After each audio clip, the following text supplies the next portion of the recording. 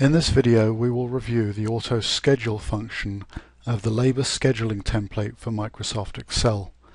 The functions we'll look at in this video are the same between the planner's version and the retailer's version of the scheduling spreadsheet.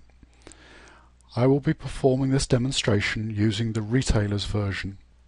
If you are using the planner's version, the only difference you will see is in the leftmost group of the ribbon bar where the group Sales will be absent. We are currently viewing the assignments sheet, which is accessible from the Staffing Assignments group in the ribbon by clicking on the Assignments button. As you can see, our schedule is currently empty. We could begin by making individual assignments for each of our employees until our staffing plan has been met. However, with a large number of employees, this can be a cumbersome task. The role of the auto schedule function is to relieve us of much of that work. The auto schedule function depends on 5 key inputs that have been covered in other videos. To recap, they are the staffing needs, that is, how many staff do we need for each hour and in which role. Staffing availability, that is, which employees have limitations on the hours that they can work. The employee's expected working hours, that is, for each employee we have an expectation on the number of hours that we will assign them each week. Your business's operating hours, that is, how many hours in each day of the week you will be open.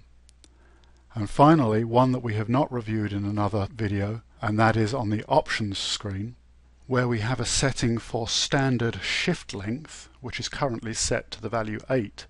And this controls the longest period of time in hours that an employee will be scheduled on any given day. So returning to the assignments sheet, let's go ahead and auto schedule our employees. We click on auto schedule and we are presented with a dialog box that asks whether we want to preserve the existing assignments. At present we have no existing assignments, so the answer to this question does not matter. But as you continue to work to establish your schedule, you may have some assignments already made that you want to preserve when auto scheduling runs. In that case you would click yes. If however you want to remove the existing assignments, you would click no.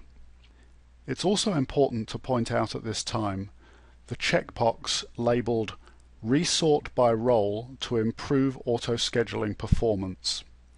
Because of the design of the spreadsheet, auto scheduling can run much more quickly when the employees have been sorted by role. The default therefore is to resort each time we auto schedule. If however you want to keep the current sort order, just unclick this checkbox. Auto scheduling will run a little more slowly, but it will complete successfully. Since we have no assignments that we wish to preserve, I will start the auto schedule process by selecting No. The auto schedule process can take some time to run. This will depend on the number of employees in your schedule, the number of different roles they are assigned to, and the speed of your computer. In this particular case, I have 35 employees in my schedule, half a dozen different roles, and I'm running on a computer that is approximately 4 years old. The auto schedule process in this case takes approximately 40 seconds. This of course is a significant improvement over the time it would take to build a similar schedule manually. With the auto schedule complete, you can see that assignments have been made, and all of those assignments are marked as green, indicating the employees are correctly staffed.